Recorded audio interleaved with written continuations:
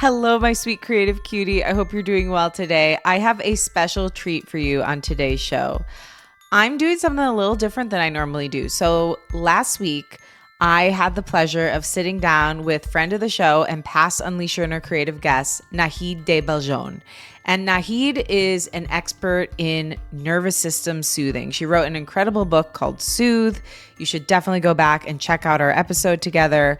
But this past week, I had her interview me. The tables were turned. And it was such a beautiful, heartfelt, insightful conversation that after we wrapped, I felt compelled to reach out to her and say, hey, would you be okay with me sharing that with my listeners?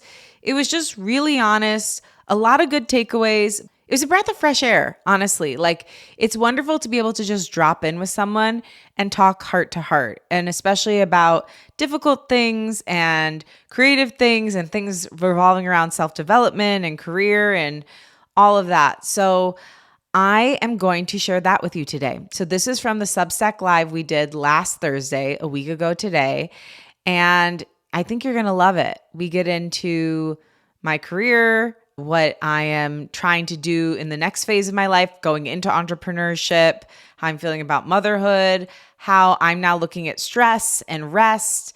And it's really just a great chat. She's delightful. Just listening to her voice makes me feel calmer. And I know that it will do the same for you.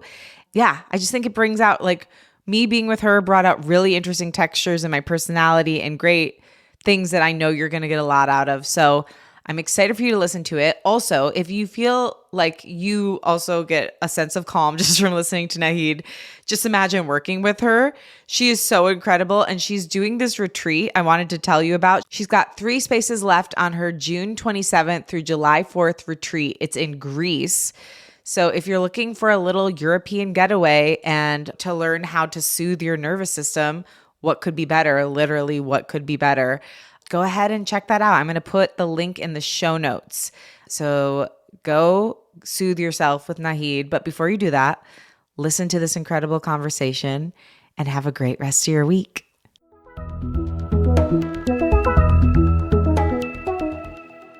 Welcome to this chat with me today. Thanks for joining me all the way from LA. Oh, thank you for having me. Happy to be here from anywhere.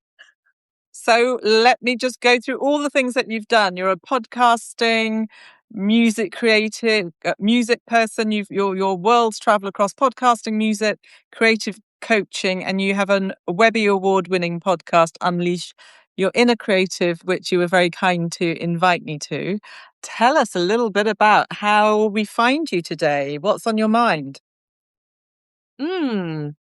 Well, that's a great question. I have a lot of things on my mind all the time at once, but I would say the biggest takeaway from this week is I have realized the past couple weeks I have not been metabolizing stress very well. And Mhm. so the past 2.5 days, I've changed my approach and it has Great. worked. And Brilliant. What were you doing before and what are you doing now? Before I was just letting every stressor just take me on a journey and not really being thoughtful about it or realizing, like, I've heard someone say recently, emergencies usually have ambulances. And I was letting other people's perceived emergencies become my own and just go on the whole journey and taking too much responsibility for other people's mistakes or even if you're in a leadership role. Like, I do think you have to obviously be accountable if the team isn't working as well as you want, but Yeah. taking what is your part and leaving the rest on the table, I think, is important to de-stressing and living well. So important. And it's something I often talk to my clients about. They're often really responsible. And but with that responsibility also comes this idea that everyone else is an idiot and they can't do things as well as them. So they don't let go of things. And whenever they do ask other people to do things, they want it done to their standards. I'm like, it doesn't matter. Let it go. Yeah. That's kind of setting yourself up to fail and to be overwhelmed with responsibility for the world. You just can't possibly hold it all. So let people do things their way and don't be so fussed about it. Don't worry so much about the outcome because it's going to be okay. You don't have to be responsible for everyone.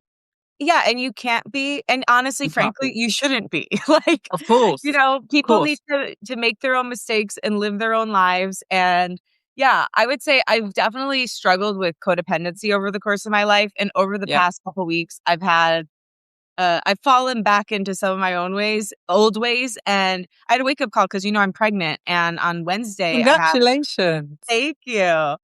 I woke up after a stressful night or it was Tuesday and I was spotting and it was like, I don't think it was attached, but it was an important wake up call, literally from my Yes. body, from my baby being like, hey, it's not that deep. Take a breath, take care of yourself, take care of me. Yes. And thankfully, by the end of the night, I did end up going to the hospital. By the end of the night, it had gone away. The baby was fine. The heartbeat was strong, all that stuff. But it was like, unfortunately, I needed that wake up call for me to realize, oh, I have been making things way bigger and harder than they need to be. Like, if you need to deal with something that's difficult, deal with it, but you don't Yeah. have to add all the meaning to it. And that's what I've been doing these past couple weeks. So I've been trying to subtract the meaning from difficulties and also to give myself a stronger morning practice so I don't end up going on that Brilliant. unbelievable journey. Brilliant. There's a really lovely Buddhist parable that I repeat often, and it's the 2 arrows of suffering. Do you know it? No, I don't. Oh, it's so great. So the first arrow of suffering is the event itself. It's bad enough. But then the second arrow of suffering is all the stories that you create around it. Yes. Yes. So it's like we don't need that second arrow of suffering. So tell me about your new morning routine and then we'll get into who you are, what you do and all the rest of it. But I set up this series really because I just think generally I love chatting, I love women, I love chatting, I love finding out people's stories. But also I think in turbulent times I want to kind of reach out with people that I feel I connect with and who are doing good things because it just gives us all solidarity and makes us understand there's other people who feel like we do all around the world. So I just think it's such a nice way to connect. But I'm really interested in what you have changed then. What's your new morning, new routine? Yeah. So I was doing this manifestation meditation every morning when I woke up, and it's great and I love it. It's been wonderful. It's been very good to me. But it was like, clearly that's not the priority in this moment. You need Yeah, to learn to relax. So yeah, I've shifted to doing ones that are about relaxing, reconnecting with the body. I do a lot of guided meditations. And then one on self-love because I really recognize, oh, like the self-love and self-compassion piece has really been missing. I've yeah. been really like ramping up my negative self-talk and being hard on myself, and that's not helping anything. So I do that. Then I was raised Catholic and I still love a lot of the Catholic practices of spirituality. So I say this beautiful prayer. It's a novena called the Sacred Heart of Jesus. And then I say this incredible prayer that is about abundance, but like more from a spiritual perspective and a holistic perspective called the prayer of Jabez. And then I get up, I make my coffee, and I journal. And I do 3 pages of journaling. It's taken from the practice of Julia Cameron's The Morning Pages, Yeah. but I don't do it exactly the way she said. Don't tell her. It's always nice to make things your own ritual, isn't it? Yeah, exactly. I prefer to meditate first and like get my bearings and reconnect to myself before I do the writing. But I do that and then I dive into my day. But I've created this container where the day isn't consuming me. I can like stand on a platform of self love and then approach the day. And again, it's been 2 days. Like I do usually do a variation of this, but I've been more disciplined about not looking at my phone, not engaging Great. with email. So really making sure that that container of space when I first wake up is mine versus Yes. letting the Yeah. other world dictate who I am and what I care about. Lovely. Great. What a great practice. Really super important, isn't it? To just be reflective in that really rich space of waking up, after having slept and then you're waking and it's kind of not to let too many things intrude into that. So you can be really intentional for your day. Yeah. Yeah, exactly. And not let the other world set up your standard or let the other world. Yeah, basically there are two worlds. It's like your internal world and then the Yes. outside. Yeah. Yeah. But yeah, Yeah. like not let the other world set up your standards for your day and who you're gonna be and show up as that day. Because I think that has been a big part of the stress I've incurred over the last 2.5 weeks is just like going on the ride instead of Yeah. being in the driver's seat. Yeah, yeah, absolutely. I was talking to somebody about this morning in that the world that we all live in really favors exteroception, which is about the outer body. And the work that I do and the work that I think you're talking about is interoception, which is about listening to the space in the body. And we kind of need a little bit of both. And we've just geared too much towards external body and external kind of cues of who we are and what gives us satisfaction. And I think that actually is the problem. I know Oh, that's a yeah. big problem of not having this internal kind of reference point, not really understanding truly who you are and who you want to be and how you want to move through the world intentionally. Yeah, that's my greatest lesson in life is learning to love myself for who I am, not what I do, being Yeah, internally motivated versus externally motivated. I've right. learned it, but I continue to learn it every single Of day. course, It's a it's practice. ongoing learning, isn't it? It's Yeah. ongoing learning, and different times in your life, you'll kind of need to lean more heavily into ritual. So who are you? What do you do? How did you get here? I moved to LA when I was 22, started out interning on the Ellen show, and my path has taken so many twists and turns. But I started out as an actress here in LA. And from that, I started really auditioning a lot, and it was just breaking my heart, honestly. Like, I had such a drive to be externally motivated that when I wasn't doing well in my acting career, I felt like I wasn't doing well as a human being. Yeah, So from that heartbreak, I started writing music. I always say acting broke my heart, music healed it. Started driving to all these gigs, playing out. I had really good success as a live musician in LA. And while I was driving to those gigs, I started listening to Sirius XM radio and just saying, like, I want to be on the radio someday. I want to work at Sirius XM. I ended up getting an opportunity to do just that. I got to be an associate producer and on-air talent. Within 6 months, I was moved up to producer, did that for 2.5 years, then moved on to podcasting, started my own show, Unleash Your Inner Creative, which, as you mentioned, is a 3-time Webby Award winner and has featured you. We have a lovely episode excellent. together. And I've produced over 30 shows, executive produced over 30 shows, some of the biggest shows that our world has known, things that have shifted the culture, which has been amazing. Through that process of creating other people's shows and creating my own and also releasing music, I started doing creative coaching Yeah, because I believe creativity is our birthright and that when we can really access our creativity, we get to also access our full humanity. Plus, it's the antidote to AI. So it's important from multiple perspectives. absolutely. Yes. And also doing podcast consulting. So helping indie podcasters and brands take their podcast idea or like take their existing podcast and make it better, or take their podcast idea and bring it to full fruition. And my latest thing is also speaking. So I've been speaking out on creativity, self-development, and healing. And so it's really a hodgepodge of things, but all of them kind of make sense. I feel like the speaking is the greatest evolution of everything because it kind of combines everything I love into one. Yeah. Great. So I'm interested. I'm really curious because there's so many podcasts around. What makes a interesting podcast, or is it the same as a successful podcast? Well, there's so much luck. So I do want to say that because that is just a truth of business, a truth of entertainment. It's a truth of like, you know, timing plays a factor into it. But I will say, like, there won't be a successful podcast without a very good specific idea. So when I work with Yeah, people, what I do is try to get to the bottom of what is like, who are you and what is your idea? And how do we combine those two things to differentiate this idea in the market? So I yeah, create what I call like the podcast thesis statement, which for most people, at least people, and brands really, it tends to be at the center of your greatest pain and your greatest joy. And Mhm. so I help people figure out through their story and the story they want to tell in the show, what is that midpoint so that they can bring something to the world that is truly their own, that is specific, and that is of service every week, both for the listener and for them.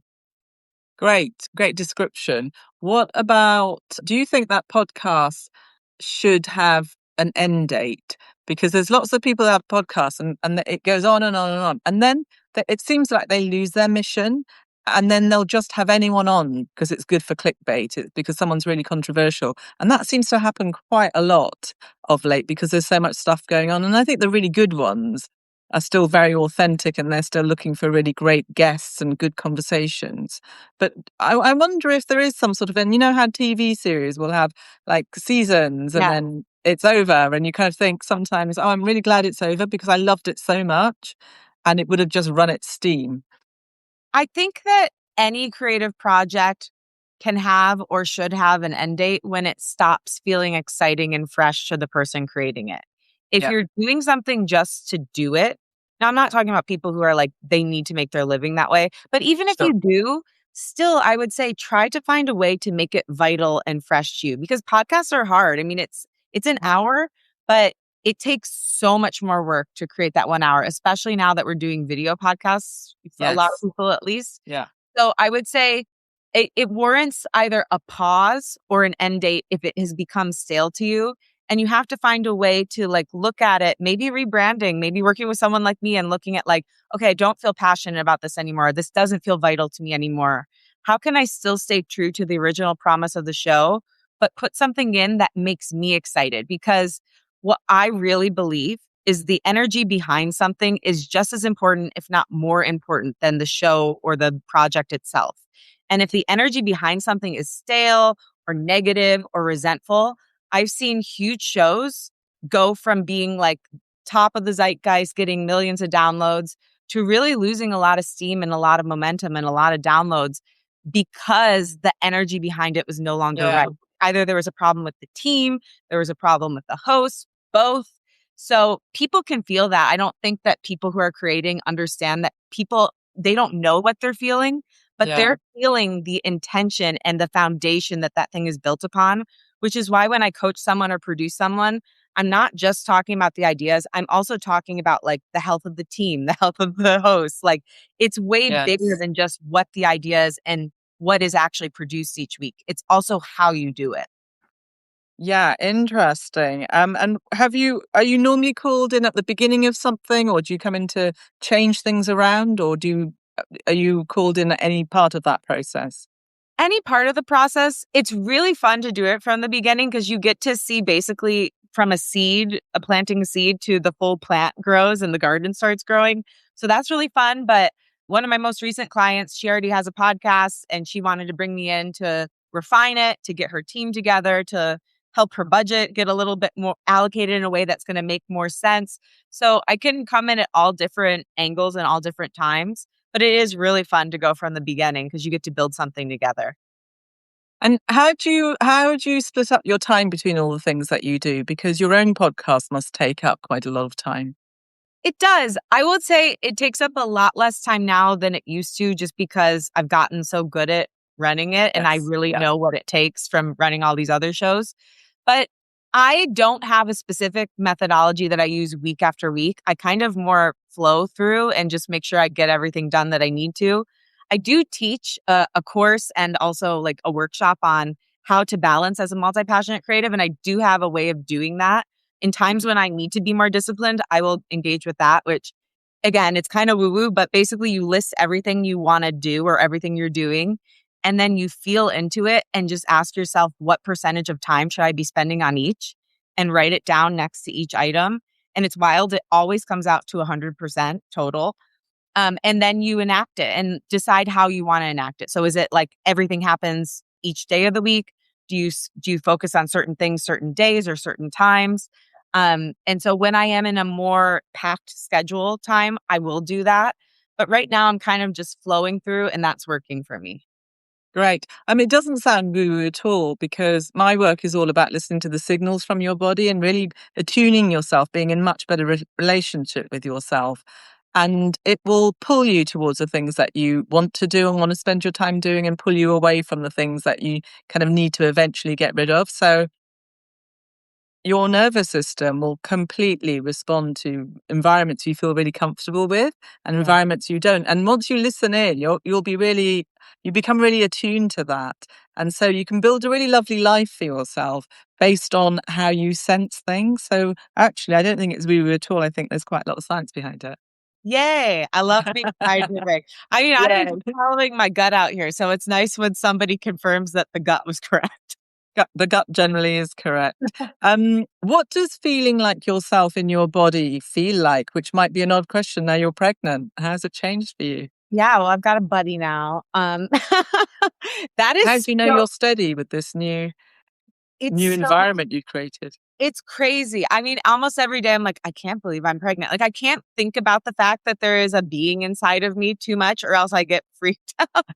I don't think people talk about that enough. Um, Yes, probably not. but But I think it's acknowledging it from at least in this moment. It's like, okay, I know I'm sharing my body right now, which by the way, all mothers, you are so kind to share your body. Like I had no idea till I went through this how kind we all are and how amazing women are. We are the creators of the earth. Yes. Um, but it really I think it's, like, for me just listening right now, because I did have that incident that happened earlier this week, and it was because I was pushing, pushing, pushing. I cannot push the way I used to, and maybe this is the way I was always supposed to be, honestly, because I've pushed myself and not listened and pushed down a lot in order to achieve over the course Yeah, of my life, and I've gotten better, but I think old habits die hard, and they keep they do. coming up during times of stress. So one thing I've noticed is, like, since I've been pregnant, I can't just, like, catapult myself out of bed and speed through my morning. I have to take it easy. I have to, okay, like the energy can't all be up here. It has to come down. I have to walk a little bit more slowly. If I'm feeling exhausted, I have to lay down. I've never been a napper. My mom told me even when I was a little kid, I never napped.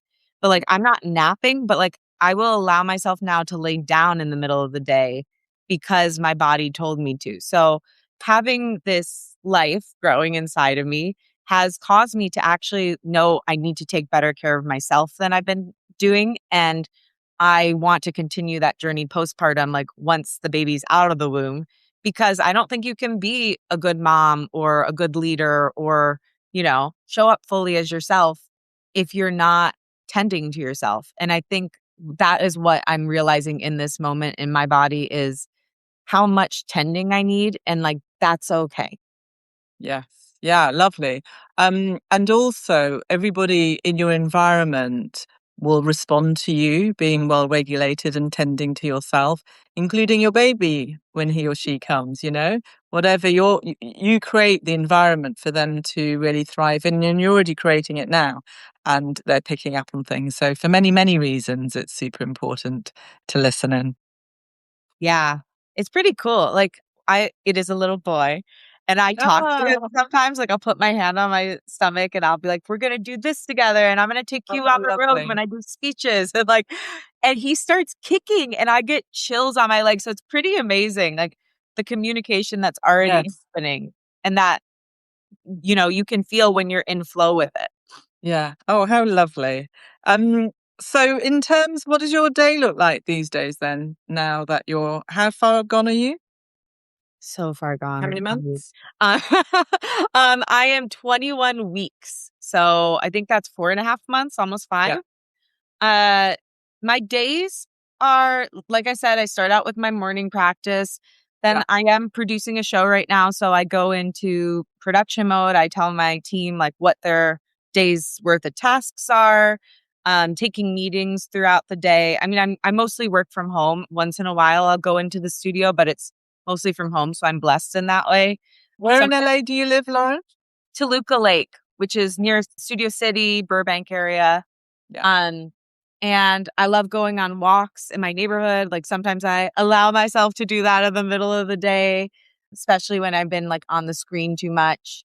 Taking my coaching clients and my consulting clients and then doing speeches. I have one coming up in May. So it just depends on the day of the week, but flowing through work and like trying to listen to myself when I need to take a break and do that.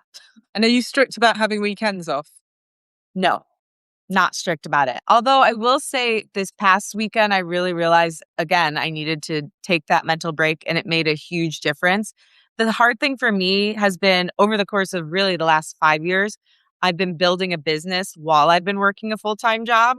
So Yes. it can kind of lead to this feeling of if I don't do stuff on the weekends, then I'm going to get behind during the week, which can be true. But also, I do think you need to turn off your brain sometimes, and rest is part of the creative process. So when I feel myself into that burnout, I'll take time off. I'm really excited to see how my life and career shifts after I'm no longer like toggling between worlds, which will be Yes. interesting. And when did you stop working full time? When did I start? I have been working full time for 11 years in like its various capacities of various companies. So I've been doing that at this company for 8 years. And so at the end of April, I'm going full time into the unknown, doing Lauren Lagrasso productions, and I'm really Right. excited about it. Yes, it's so exciting. So exciting. When you're coaching your clients, I'm really interested in your creative coaching. I find that really inspiring. Because I think at times of just such chaos in the world, creativity can really help to ground you and root you and anchor you. So tell me a little bit about how you got started in that and what's your advice for creatives who aren't feeling very creative right now? Yeah. Well, I got started because of my podcast and because I do believe repressed creativity causes a lot of the world's suffering. I know because of the data says so. We are all born creative, but Yeah. then life, fear, trauma, all these things can knock it out of us. And so I started the show in part because I knew AI was coming and Yes. because I knew that with AI that I heard a statistic saying like in 50 years 85% of all jobs will require creativity. So it's a very vital life and business skill and also, I believe it is every human being's birthright and an innate Mhm. part of the human experience. Yeah. So when I've seen people repress their creativity or push it aside, I've seen them get depressed. I've seen them get sick. I've seen them gray out. You know, when somebody goes from Yes. colorful, bubbly person to just kind of everything is muted. And so I started creative coaching just because I think people deserve to be creative, to be expressed in the world, to get back to what their younger self knew. And so my approach to that is really three tiered. So it starts out with healing. And what I believe is that when we can get back to the younger self and heal creative wounds, which is like a lowercase t trauma that happened maybe when you were in school and the teacher shamed you because you didn't read a sentence well, or you went to sing and you were a little bit off and you were made to feel like you were bad. So we go back to moments like that and heal them because people don't realize they're like subconsciously playing them out in their lives. Yeah. We also go back to the joy and to the play and start reintegrating some of those things that people loved as kids or young adults into their current life. So the first part is really reclaiming the younger creative, healing that part of themselves and getting integrated in that way. The second part is, again, the thesis statement. I'm very much into like mission statements for your creativity or for your shows. So we Yes. find out what their creative mission statement is and then list out their passions. And from there, if they don't know, we find out what their top project is going to be. So we take the passions, put them through the filter of the thesis statement, figure out a project.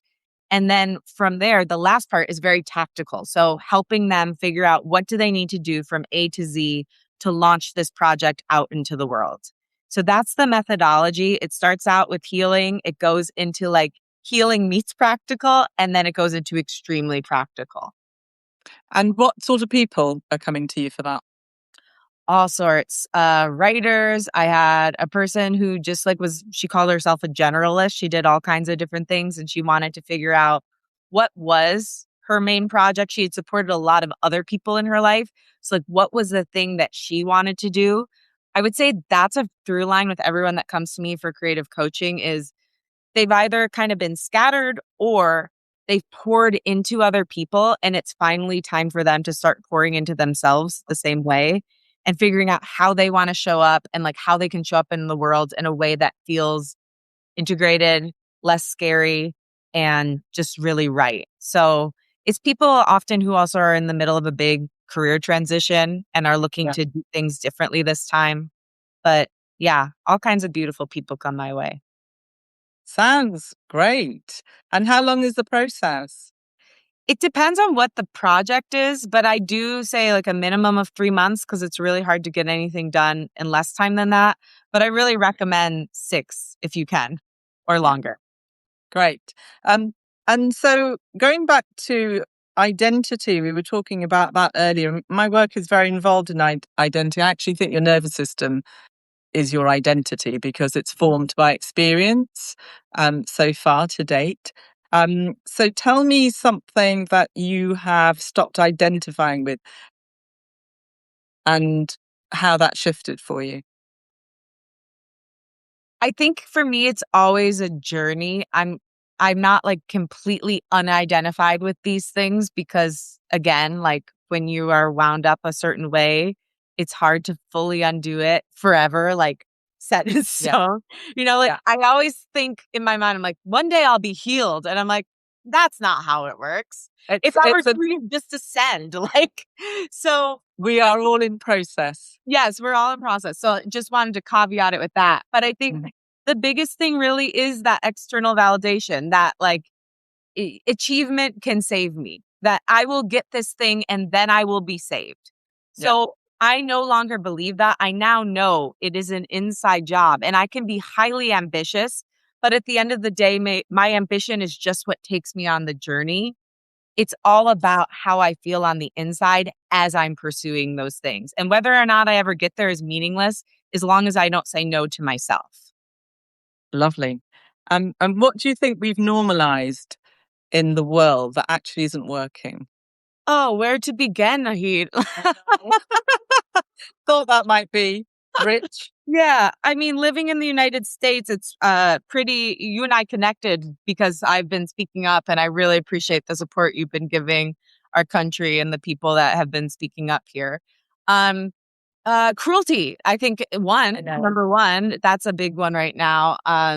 In the United States, especially being pregnant, I'm thinking a lot about how much we just leave people to fend for themselves. Like we're supposed I to be the richest country, but we don't It's have insane. healthcare.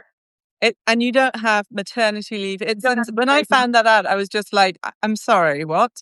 Because I cannot believe that we have lauded the US for so long and you do not have basic health care and you do not have maternity leave for women who they give life. Yeah, It's we're expected crazy. to They're like have completely unsupported. it's so wild. So I would just say in this country right now, what is at the top of my mind is cruelty. Like somehow many of the people in power have convinced the citizens that Crazy. they don't deserve these, that these are luxuries and that it's a handout when every other major country, every other westernized country has this. And even ones that aren't rich have this. I mean, it is absolutely wild. So I would definitely say that is top of mind, just cruelty in general, but then how it manifests as well. And how are you finding hope at times like this? People, because Yeah, I think you're people right. are good. And I think Yeah. when we have corrupt leadership and we have people making decisions that feel so deeply cruel and are actually adversely affecting our lives in a way that we feel, it can be easy to then cast out all of humanity. Yes. Yeah. But it's really not true. The vast Yes. majority of people are good. The vast majority of people want good things. The vast majority of people lead with love. And so I try to look for those people, look up to those people, emulate them, and connect with them because people are good despite all the cruelty in the world. You know what? You are so right. And it's something that I always say to everyone as well. I've traveled a little bit by myself in different places. And, I'd heard about LA. I'd been to New York quite a few times.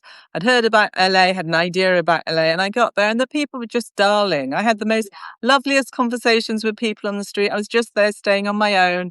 People were really kind, are really connected with lots of different, even people just doing their own thing on the streets. It was so lovely. And that was just a real reminder because LA sometimes can be kind of the excesses of the world, can't it? But it was just such a lovely reminder that the people are not their governments and there's ordinary people just wanting to have, joy and creativity and to live a life full of humanity and to really, yeah, just to kind of live well. It's just such a reassuring thing to see wherever you go in the world, and actually is the thing that also gives me a lot of hope. Yeah. I always say too, like LA natives, people who were born and raised here Yes, are so kind. I grew yes, up in a region of the United States called the Midwest, and it's known Yeah. for being really nice. Like we talk like this because we smile all our words. So I find people who are born and raised here, especially in the Valley, which is the area I live, are kind of like the people I grew up with. It's Yeah. people who move here and then feel like they have to put on airs and be LA Yes. in order to Yeah. fit in that ruin it and give it that bad name. But the natives to LA are just like the most beautiful, kindest people. And I do think that the entertainment industry does kind of color the city and can make things feel transactional. But Yeah. again, it's about looking for the people who want to build community, who want to help, who also are dreamers and want to lift up your dreams and have you lift up theirs. So Yeah. I don't know. I think when we cast these like major judgments over an entire place, it feels like it's like a self-protective thing or like a way we can stay in victim mode. It's like, well, I don't have this because this place is that way or these people are Yeah. that way. But it's like that can't be true everywhere. And I don't know. I always say because like people complain about dating in LA too. And I always say, They what if all do. the people who complained about dating in LA dated each other? Like maybe they'd find they're part of the problem. Did you meet your husband in LA? I did. I did. I met him, through two of my best friends from childhood. I was very lucky. We just happened to be at their apartment the same night and kind of locked in on each other and became friends over the course of 4 months. That's We met in nice. LA and he's my favorite person. So How it lovely. I happened. always think I always think relationships where you're friends first and Best. you kind of have some time to get to know each other are much more successful. Like I've never dated on a dating app because I've been with my partner for quite a long time. And I can't imagine it because I don't really want I don't want to be judged in such a small pace of time because I'm yeah, it's just hideous. I don't 100%. like this I attitude. tried. I did the dating Did apps. you? It wasn't even that people looked different. Like when, from the pictures they posted, it was their energy was different. Yeah. They presented as one way online, but then when you were in person, it was this completely different, kind of detached person. And I just think you can't get an energetic read. Like people complain about the pictures, but I think what they're actually feeling, Yes. again, it's the energy You're behind it. so right. Yeah, you You're don't know who someone is. Yeah, you're so, so right. I think you're absolutely right because also stills don't really give you a flavor of anything. No. It's just kind of like that sort of frozen thing where they're trying to do their best face. But you've just reminded me of a funny story. I had a girlfriend of mine who was having a bit of an affair with this man, and he really liked writing to her. So she asked me to write on her behalf. Oh my God, I'm still ashamed to this day. So I started writing, and then I really enjoyed what he was sending back. And then we really got into it with her. She knew that it was happening. She'd be like, yeah. And all along the way, I was just like, this is awful. It's catfishing now. But we didn't have a term for it. But I just remember thinking, this is awful because this is not true. And he's going to find out. It's just going to be really bad. And I'm setting you up for something that will never deliver. And the whole thing, I actually had to just stop and kind of run away from the whole situation, going, oh my. And he used to say to her when they met, he used to say, you're so different. It's like, oh, weird. It's so strange. Wait, you need You, to write about that. Like, that's a novel. That's That's funny. hilarious. Well, so as you know, I wrote the book, and Yeah. everyone keeps saying, "What about the next book?" And I don't have a second book right now on wellness. I just think the world is such a mess. I'm not sure it needs another wellness book from me Yeah. right now. And also, my work is practical, so I'm putting lots of my attention into actually making little tools that people can listen to and do something with. So lots of somatic meditations and somatic lessons. But I do have a novel because I've been involved in the wellness world for quite a bit, and I've worked across 4 different industries. But I've met so many people whose actions and their words do not align that Oh, I think see, there's such a great, and they're really hilarious characters, and I just think there's a great. So that story will come in somewhere. we should swap stories someday. I Let's. feel we could have a field day. I'm sure we could have a field day. No, I feel that for you. I really do. When you were talking about the writing, I'm like, she needs to write a novel. So sometimes Great. I get little downloads for people's creative lives. And I feel Brilliant. like it will be very I successful. feel like I really want to too, because I've just met such great characters and I've got such interesting things to say about them. So I will do it one day. I'm going to start making some notes. So thank you for that encouragement. Good. Do you offer any little short courses on how to reboot your creativity? I'm working on a few right now, but Yeah, none good are idea. long. But yeah, I'm working on a master class and then a longer Right. term class as well. They'll both be just always on, so people can buy them Yes. and then just do them at their leisure. But Yes. that's a next part of my business I want to build out and also share as an offering, because one-on-one isn't right for everybody. So I want to Yeah. have something where people can just tap in, enjoy it, go back to it when they feel called. And it gives them, yeah, exactly. It gives them a flavour of how you work. And, it's a really good way. I do quite a bit of that. And it's a really good route into what you do. Or it might just be enough. And that's where they want to stay. And that's kind of pretty cool too. So tell me what helps you. What are you protecting these days? I think you've mentioned it. Now you're with baby. What are you protecting? It sounds like your time. But is there anything else? My peace, I would Yeah. say.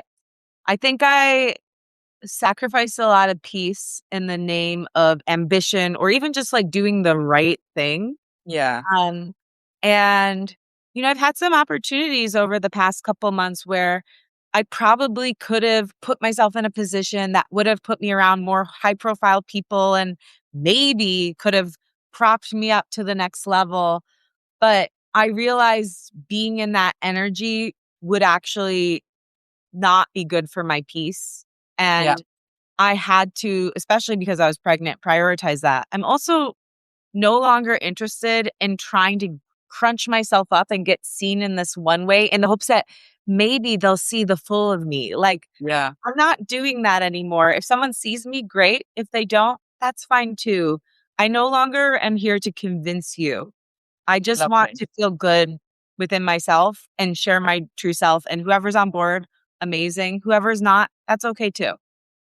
I think that's also, as you get older, you get more in your power and more kind of like, yeah, I really know who I am. And I don't want to play that game. Plus, a lot of people I see are in that game and it really messes with them. Yeah. It's a really tough game that there's always a price to pay. It doesn't really make you any happier. I think at some point you have to look at the actions you've taken and say, did that move the needle for me in my overall happiness or satisfaction with life? Yeah. And if the answer is repeatedly no, then you have to evolve your behaviors and your actions. Yeah, completely. Of course. That is, how we evolve, right? Because if Right. we always stay the same, then it's kind of where's the learning? Yeah. Why are we here? Why are we here? Is there anything that you want to tell us about that you're working on? Yes. So definitely my creative coaching. If you're interested in that, I would love to connect with you. There's more information on my website, Lauren Lagrasso. I I'll also put have all your details underneath the video. putting my details in. So I also have a Substack if you want to check that out. I've been into writing. I like Nahid want to write a book. So that is on the goals list over the next couple years. And my speaking, if you know anybody who is looking for a speaker to talk on the topics of creativity and self-development, leadership, I would love to come in and do that.